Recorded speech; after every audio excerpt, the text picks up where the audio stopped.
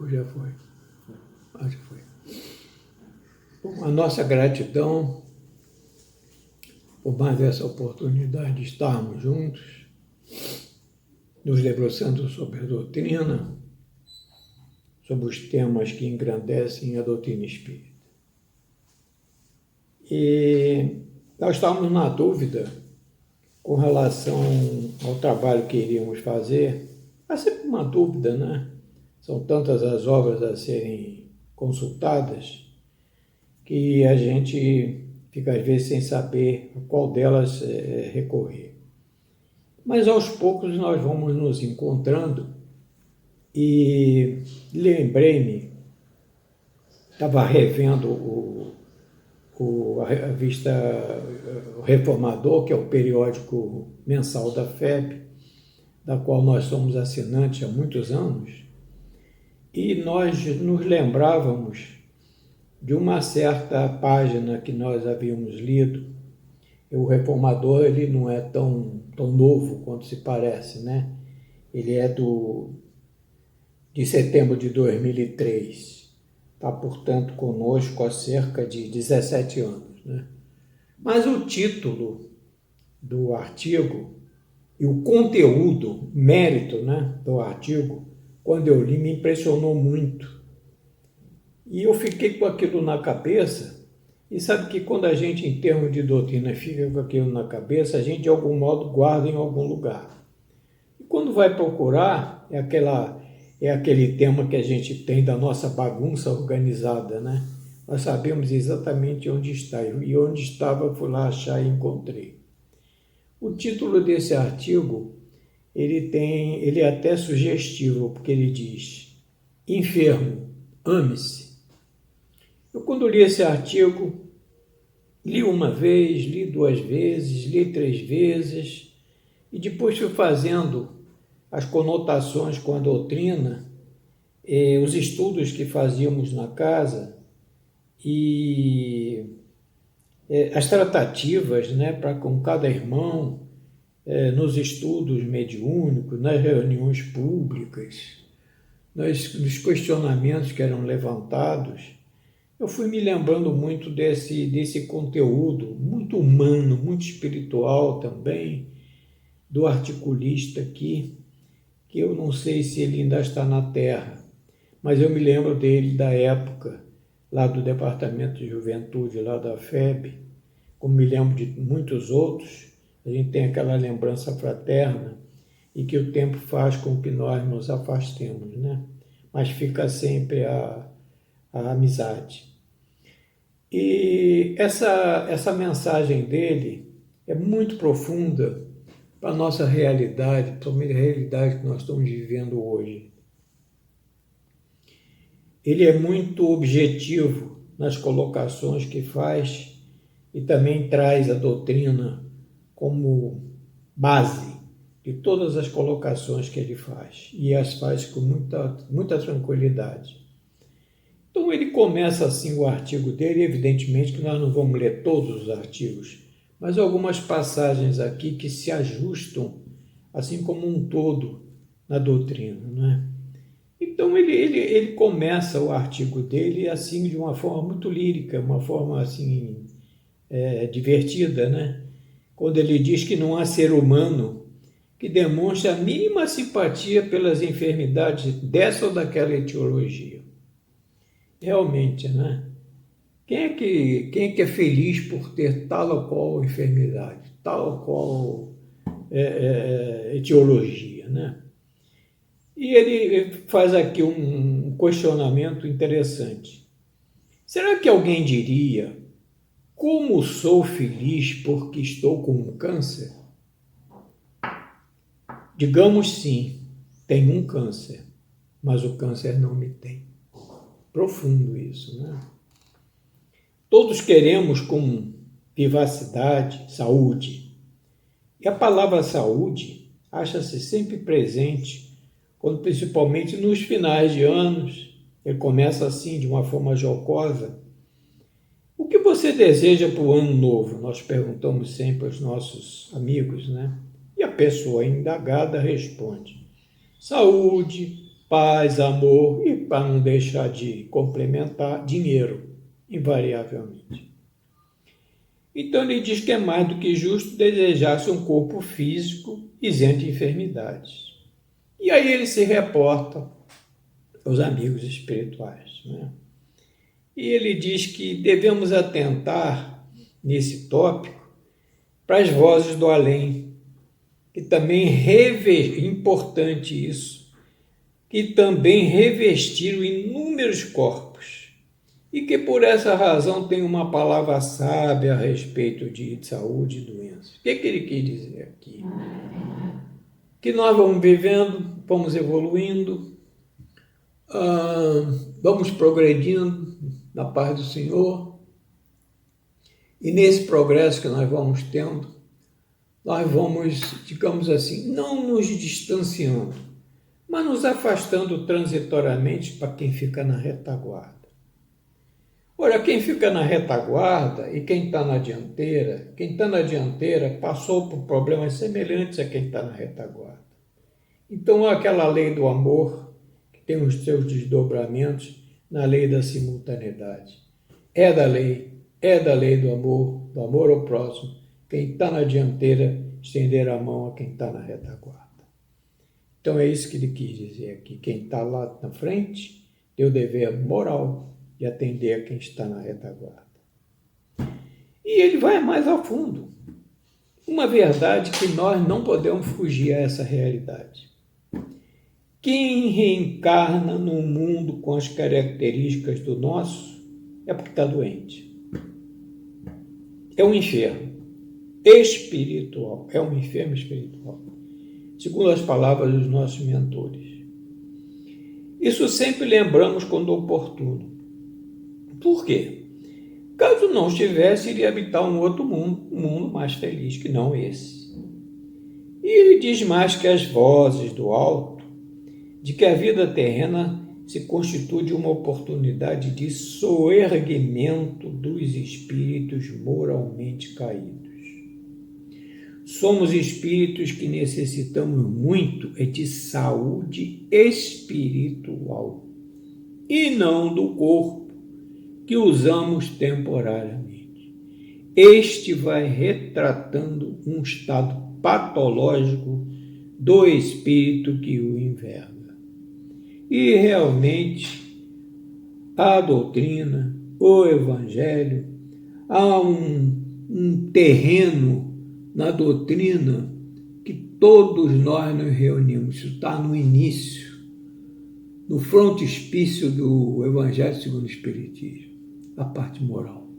Todos os outros atos são discutíveis, mas a parte moral, todos se reúnem porque é a verdade verdadeira. Realmente a parte moral é o nosso soerguimento, né? É a nossa transformação íntima. Então ele continua de que mais do que importante o combate às moléstias do corpo. É importante combatê-las. No entanto, não é possível nulificar efeitos, ou seja, doenças físicas, sem recorrer à eliminação de suas causas alojadas no comportamento intelecto-moral do espírito. Usar remédios humanos é mais do que lógico, é sadia atitude. Mas vamos começar o processo de aproximação às lições de quem? Do médico das almas, Jesus. Se queremos desfrutar da verdadeira saúde. E ele toca aqui num ponto que é mais do que claro nos dias atuais o que nós sentimos quando lemos os milagres de Jesus na Gênesis. O mestre, ao dizer, vai e não peques mais, para que não te aconteça algo pior, convidava os curados do seu tempo que continuam retornando, experiência dos nossos protetores que nos orientam, convidava os convidados a se dedicarem daquele momento em diante ao processo de iluminação da alma imperecível, o único meio que o espírito pode usufruir da saúde verdadeira. Não mais aquela de pequena duração, quando só o corpo sarava, mas a alma permanecia enferma.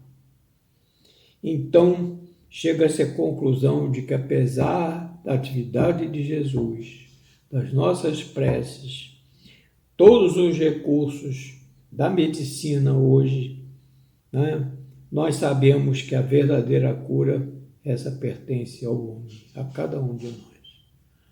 Nós, com a nossa vivência, com os nossos passos, com a nossa mentalização higienizada, a casa mental iluminada, mais pela racionalidade do que propriamente pela emoção, porque pela emoção, invariavelmente, nós nos arrependemos. É a casa moral, a casa mental iluminada, que traz aquela higienização das células de todos os centros vitais do perispírito. E essa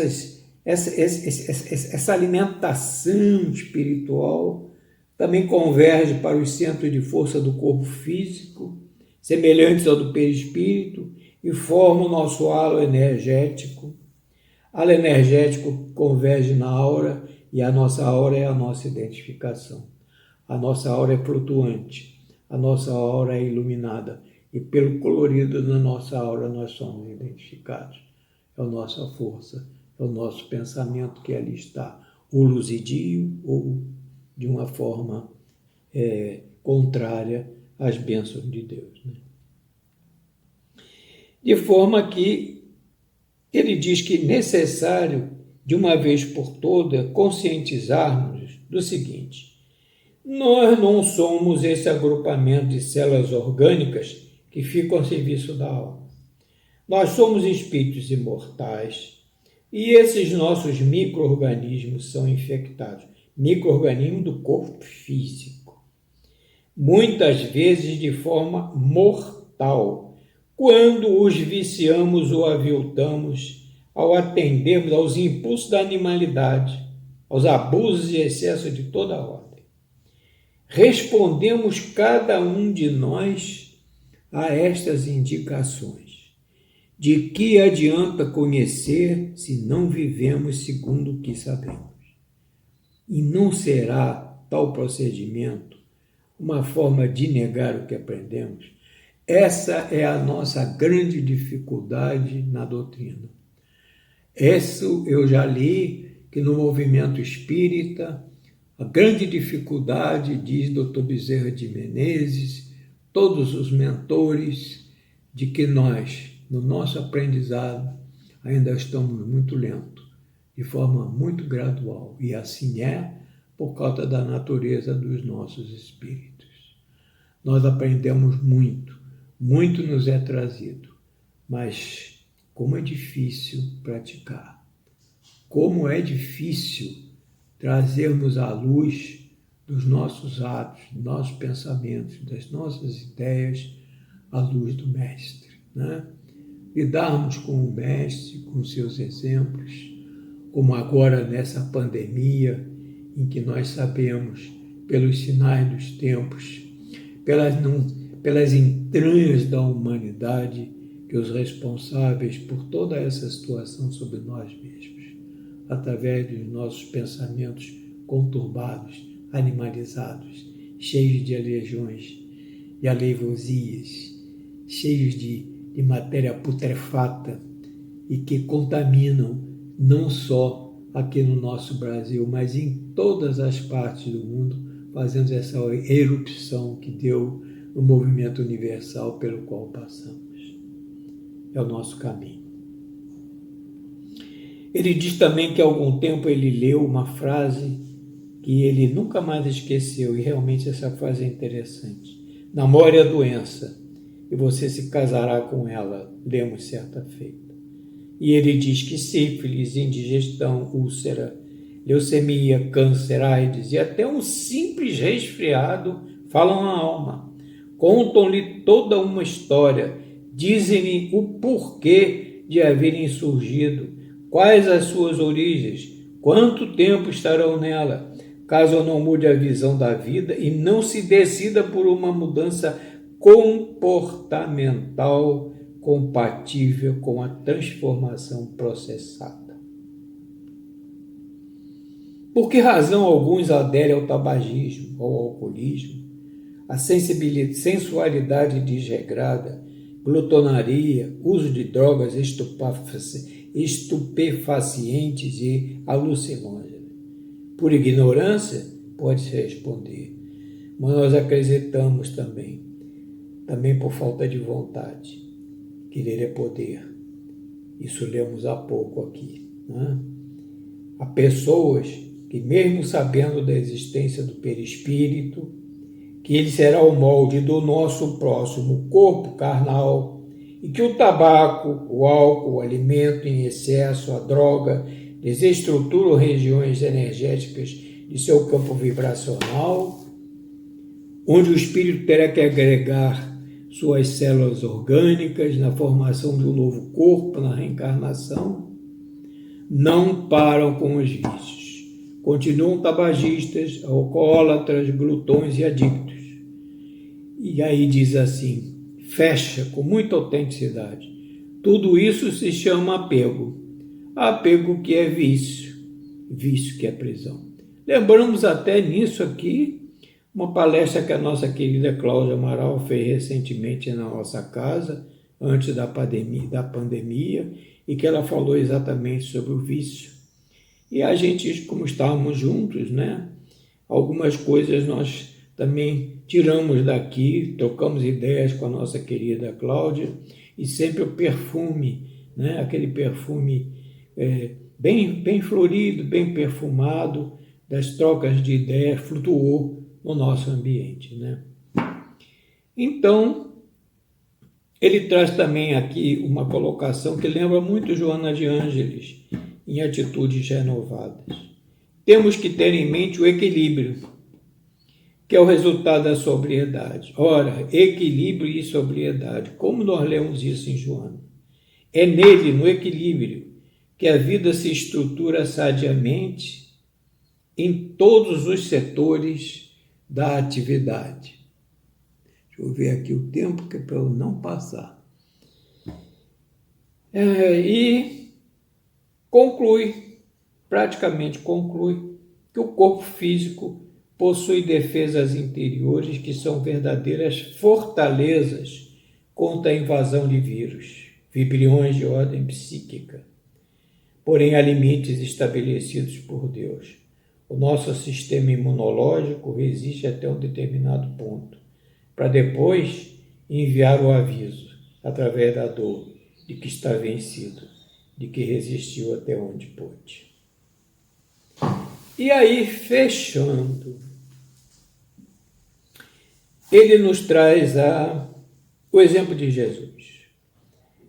Tratemo-nos espiritualmente para termos corpos sadios, em condições de uso proveitoso. E diz que Jesus nunca adoeceu, não obstante tem estado na cruz. Não por sua culpa, mas compadecido pela dor que adviria aos homens imbecilizados pela ignorância religiosa e pela ambição desmedida do poder temporal. E fecha. Obedeçamos a Jesus, socorramos-nos em Jesus, apelemos aos guias espirituais, sem exigir milagres salvacionistas, porque continuamos aqueles que não sabemos o que fazemos. Teremos acréscimo de misericórdia quando a merecermos, antes não. Cumpramos nossos deveres com a mente racional, comandando os pensamentos, porque é ela, a mente racional, que avalia as consequências dos nossos abusos morais, e não com a emocional, que nos leva ao arrependimento invariavelmente. Então é o fecho, né, do artigo aqui do nosso amigo, que nos calou muito, que nos traz praticamente a doutrina por inteiro, que nos relembra Jesus curando lá no Tiberíades, lá em todos os lugares onde ele andou, na nossa querida Israel de todos os tempos, nos trazendo de que acima do corpo físico existe o espírito imortal, existe a nossa saúde espiritual, existe a nossa higienização através da prece, e não somente da prece, mas dos nossos atos, das nossas saudações amigas. E um fato assim muito simples, ainda temos aqui alguns minutos que nos faz lembrar, é a obra Boa Nova, sempre a Boa Nova, que Humberto de Campos nos trouxe, altamente inspirado nas lições de Jesus com seus discípulos. Quanto aprendizado, porque a eles Jesus falava tudo, enquanto que a turba era por intermédio de palavras. E Jesus ensinava a todos indistintamente, que todos somos filhos de Deus, que nenhum de nós está na retrogradação. E quando um irmão cai, não foi o irmão que caiu, foi o mal que tombou, porque ele, o irmão, estará sempre pronto para ser amparado, protegido, recomposto no seu patrimônio intelecto moral, como no trabalho que nós fizemos do esquecimento do passado. Então aí a nossa homenagem aos queridos da espiritualidade, aqueles que nos trazem conforto, bem-estar espiritual, bom ânimo nas nossas atividades. Boa noite, obrigado a todos, gratidão por tudo e até uma próxima oportunidade. Graças